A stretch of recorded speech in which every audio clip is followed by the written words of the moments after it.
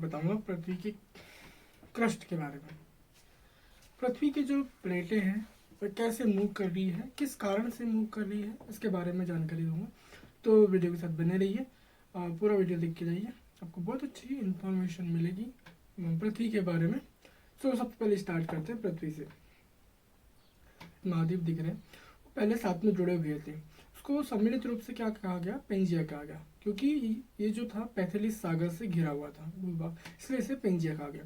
फिर धीरे धीरे टाइम बीतता गया और फिर ये दो भागों में टूटना प्रारंभ हो गया। दो भागों में, पहला लॉरेशिया और सेकंड गोंडवाना। अब भी धीरे धीरे अभी जो आप देख रहे हैं इस स्थिति में आने को करीबन 300 मिलियन वर्ष लगे हैं। और पृथ्वी की जो प्लेटें हैं अभी भी मूव कर रही है।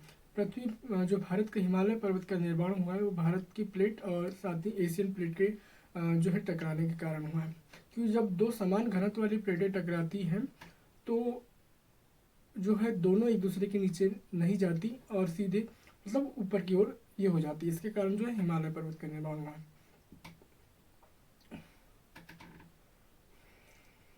तो मैं आपको बताता हूँ कि प्लेटें मूव कैसे करती है। प्लेटें मूव करती है क्योंकि देखिए पृथ्वी के ऊपरी भाग का ज्ञान तो है, परंतु पृथ्वी के अंदर के भाग का जो है अभी तक पूरी तरीके से जानकारी नहीं मिल पाई है। एक तो इसके दो सोर्स है जानने के। सबसे पहला सोर्स जो है एक तो खनन के द्वारा और ज्वालामुखी के द्वारा, ये हो गया प्रत्यक्ष स्रोत। और प्रत्यक्ष स्रोत जैसे हम जो बोलते हैं भूकंप के दौरान जो तरंगे निकलती है उसके द्वारा पता लगाया जाता है। जैसे कि पी तरंगे अनुप्रस्थ तरंगे बोलते हैं और दूसरी एस तरंगे जो होती है अनुदैर्घ्य तरंगे होती है। इसके द्वारा पता लगाया जाता है कि पृथ्वी के भीतर क्या क्या चीज़ें हैं, ठीक है, कहाँ ठोस है कहाँ द्रव है, इस बारे में पता लगाया जाता है। तो जैसे पृथ्वी का जो मेटल है ये जो करीबन 29,000 किलोमीटर का है मेटल, और उसके बाद जो है कोर है और सबसे ऊपर है क्रस्ट, ये करीबन 70-80 किलोमीटर की इसकी मोटाई है। और मेटल की मोटाई ज़्यादा है, इसकी करीबन 2900 किलोमीटर की मोटाई है, ठीक है। तो मेटल में जो है अनेक प्रकार के तत्व हैं, पदार्थ हैं, और ये जो है सॉलिड अवस्था में है इतनी, क्योंकि जो तापमान है प्रत्येक 32 मीटर अंदर जाने पे जो है 1 डिग्री सेल्सियस तापमान बढ़ता है। तो आप सोच सकते हैं कि मेटल जो है उसका तापमान कितना होगा, और उतने अधिक तापमान में भी जो वहाँ के पदार्थ हैं वो जो है सॉलिड अवस्था में। ऐसा इसलिए क्योंकि पृथ्वी के जो ऊपर का भार है इसके कारण जो है उसका दबाव के कारण जो है पृथ्वी के मेटल के भाग जो है सॉलिड अवस्था में। और जैसे ही पृथ्वी के जो ऊपर का भार या दबाव कम होता है तो ये सॉलिड अवस्था से लिक्विड अवस्था में परिवर्तित हो जाते हैं और ये बहुत ज़्यादा गर्म हो जाते हैं। तो जैसे आपने पढ़ा होगा कि जब हवा गर्म होती है तो ऊपर उठने लगती है ठंडी होने के लिए, तो वैसे ही जो लिक्विड है ये बहुत ज़्यादा गर्म हो जाता है तो पृथ्वी के ऊपर आने के लिए कोशिश करता है। तो जहाँ से भी ये पृथ्वी के ऊपर जहाँ भी पतला भाग होता है वहाँ से ये ऊपर निकलता है, इसको हम बोलते हैं ज्वालामुखी, ठीक है। तो ज्वालामुखी से ये दोनों साइड में जो है मूव करना प्रारंभ हो जाता है। तो जैसे ये द्रव जो है ये मुख्यतः संवहनी धारा के कारण जो है एक बल है संवहनी धारा, जिसको जो है आर्थर होम्स ने जो है सन 1928 में जो है इसके बारे में बताया था। तो संवहनी धारा के कारण जो है मेटल का जो लिक्विड है बाहर की ओर निकलता है और दोनों साइड में जो है चलना प्रारंभ होता है। इसके कारण जो है प्लेटें मूव करना प्रारंभ होती है, क्योंकि संवहनी धारा जो है धीरे धीरे ऊपर जाती है, ठंडी होती है और ठंडे होने के बाद फिर से नीचे बैठना प्रारंभ कर देती है, जिसके कारण जो है प्लेटें का मूव होता है। तो ये ऐसी क्रिया जो है धीरे धीरे होती है, एकदम से होने वाली क्रिया नहीं है, ठीक है। और जैसे मैंने आपको बताया था, सॉरी नहीं बताया, जो मध्य अटलांटिक कटक जो है मतलब अटलांटिक महासागर के बारे में आप जो जानते हैं उसके बीचों बीच में जो है मध्य अटलांटिक कटक है, ठीक है। ऐसे कटक सभी महासागरों में है, ठीक है, एक ही जगह नहीं है। मैं एग्जांपल दे रहा हूँ कि मध्य अटलांटिक कटक का। तो मध्य अटलांटिक कटक से जो है दोनों ओर जो है प्लेटें मूव कर रही हैं।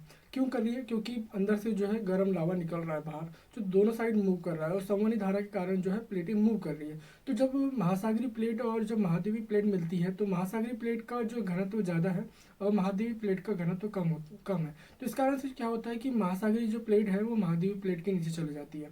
और तो जो क्या होता है, जैसे द्वीपों के निर्माण हुए, मैं आपको बताता हूँ। दक्षिण अमेरिका और उत्तरी अमेरिका में जो रॉकी और एंडीज पर्वतमाला है इनका निर्माण जो है मुख्यतः ज्वालामुखी के कारण हुआ है, ठीक है। कैसे हुआ, जैसे महासागरीय प्लेट हो गई महाद्वीपीय प्लेट के नीचे चले गए, उसके बाद वो जो है लावा जैसे ठंडा होने का नीचे चले गया, फिर वो गर्म होता है तो उसके कारण फिर से वो निकलना प्रारंभ होता है, तो इसके कारण जो है पर्वतों का निर्माण होता है। ठीक है, और महासागरीय महासागरीय प्लेटें जब टकराती है तो क्योंकि दोनों का घनत्व बराबर है तो ये दोनों प्लेटें जो है ऊपर उठना प्रारंभ हो जाती है, तो इनके कारण जो है द्वीपों का निर्माण होता है, जैसे कि जापान, फिलीपींस, ये सब ज्वालामुखी द्वीप है, इसलिए इनके जो आसपास जो है भूकंप संक्रमित क्षेत्र है, ये रेड जोन 5 में आते हैं जापान और फिलीपींस, क्योंकि ये ज्वालामुखी के कारण बने हुए द्वीप है। ठीक है, तो अभी मैं आपको बताता हूँ, जैसे महाद्वीपीय प्लेट जब टकराती है तो दोनों का घनत्व बराबर होता है, इस कारण से जो है ऊपर उठ जाती है, तो इसके कारण जो है हिमालय पर्वत का निर्माण हुआ है।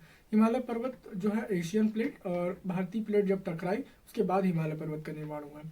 और हमारे यहाँ जो आप जो पढ़ते हो कि ढक्कन ट्रैप के बारे में, जो मुख्यतः ज्वालामुखी के कारण बना हुआ है। ठीक है, तो ये प्लेटें अभी भी मूव कर रही हैं और धीरे धीरे जो भारतीय प्लेटें एशियन प्लेट से टकरा रही है, तो शायद हिमालय पर्वत की जो श्रृंखला है वो और भी निर्मित होती जा रही है। मैं आपको दिखाता हूँ कि जब पेंजिया जब टूटा तो भारत, उसके कुछ निशान हैं, मतलब उसके कुछ तथ्य हैं जिनसे हम अनुमान लगाते हैं कि प्राचीन समय में जो है ये सभी भूभाग जो है एक साथ थे। कैसे लगाते हैं, जैसे कुछ पृथ्वी का जो आप पश्चिमी किनारा देखोगे वो कुछ कटा फटा है, तो इससे अनुमान लगाया जाता है कि कभी ये जो है दक्षिण अफ्रीका से जुड़ा रहा होगा, क्योंकि जो है कटा फटा भाग, जब किसी चीज़ को हम रबर की तरह खींचते हैं तो एक साइड का भाग कटा फटा होता है। ठीक है, आपने जैसे देखा ही होगा, तो उस आधार पर हम अनुमान लगाते हैं कि ये कभी दक्षिण अफ्रीका से जुड़ा रहा होगा। ठीक है, और ऑस्ट्रेलिया भी जो है दक्षिण अफ्रीका से जुड़ा हुआ था, मेडागास्कर भी जो है दक्षिण अफ्रीका से जुड़ा हुआ था। आप जैसे देख सकते हैं अंडमान निकोबार द्वीप समूह हो गया, लक्षद्वीप समूह हो गया, ये जो द्वीप है ये मुख्यतः ज्वालामुखी से मिलकर के कारण बने हुए हैं, इसलिए इनको जो रेड जोन 5 में जीना जाता है, क्योंकि यहाँ भूकंप संक्रमित क्षेत्र हैं, ज़्यादा से ज़्यादा भूकंप आते हैं। जैसे आपने सुना होगा सुमात्रा द्वीप समूह, सुमात्रा द्वीप, ये भी जो है जोन 5 में आता है, क्योंकि ये भी जो है मुख्यतः भूकंप संक्रमित क्षेत्र है। और जापान फिलीपींस के बारे में तो आपने पढ़ा ही होगा। ठीक है, तो ये धीरे धीरे प्लेटें अभी भी मूव कर रही हैं और आगे फ्यूचर में उस समय शायद मानव रहे या ना रहे, और प्लेटें जो है मूव करती रहेगी, जैसे जैसे पृथ्वी के अंदर का टेम्परेचर बढ़ता रहेगा वैसे वैसे जो है गर्म लावा निकलता रहेगा, और निकलने के बाद जो है ये ठंडा होकर फिर से ही जो है पृथ्वी के अंदर जाएगा। ठीक है, क्योंकि पृथ्वी का क्षेत्रफल ना तो ही बढ़ता है ना ही कम होगा, जितना बन रही है पृथ्वी की क्रस्ट उतनी ही नष्ट भी हो रही है। ठीक है, ये तथ्य है, ये सच है कि पृथ्वी की क्रस्ट जितना निर्माण हो रहा है उतना ही नष्ट भी हो रहा है। कैसे बताता हूँ, जैसे कि आपने देखा कि पृथ्वी का जो क्रस्ट है वो प्लेटें जो है मूव कर रही है, और महासागरीय प्लेट जब महाद्वीपीय प्लेट के अंदर जाती है तो क्रस्ट का जो है विनाश ही होता है, और साथ ही साथ जब बन रही है कटक से, जब दोनों साइड जो क्रस्ट का निर्माण हो रहा है, तो जितना क्रस्ट बन रही है उतनी क्रस्ट का जो है नष्ट भी हो रही है। ठीक है, तो पृथ्वी का क्षेत्रफल ना तो कम होएगा ना ही ज़्यादा होएगा। इन फ्यूचर जब भी पृथ्वी का तापमान टेम्परेचर बढ़ेगा और ये भी विनाशकारी जो है गतिविधियाँ यहाँ पर होगी, पृथ्वी का जो है विनाश, जिस तरह से पृथ्वी जो बनी है उस तरह से पृथ्वी का विनाश भी होगा। सो आई होप मैंने आपको प्लेट टेक्टोनिक के बारे में थोड़ा बहुत समझाने की कोशिश किया होगा। आपको 2-3 पॉइंट ध्यान रखना है, संवहनी धारा और मेटल में जो है बहुत सारे पदार्थ है, जिसको हमने आपको जैसे बताया कि 32 मीटर आप नीचे जाएंगे ज़मीन के अंदर तो 1 सेल्सियस टेम्परेचर बढ़ता है।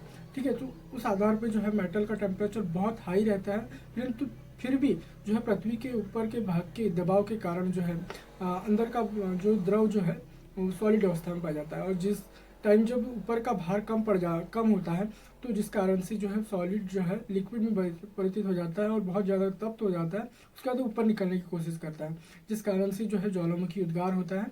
ठीक है, और नेक्स्ट टॉपिक में मैं आपको बताऊंगा कि ज्वालामुखी कितने प्रकार के होते हैं, कैसे कैसे ज्वालामुखी का उद्गार होता है आपको बताएंगे। तो चलिए आज के लिए बस इतना ही। आई होप आपको समझ में आ पाया होगा प्लेट टेक्टोनिक के बारे में और पेंजिया के बारे में, और साथ में जो आज का आज की पृथ्वी है उसके बारे में। तो चलिए आज के लिए बस इतना ही। आई होप आपको वीडियो अच्छी लगी तो वीडियो को शेयर कर दीजिए, लाइक कर दीजिए और सब्सक्राइब करना ना भूलें।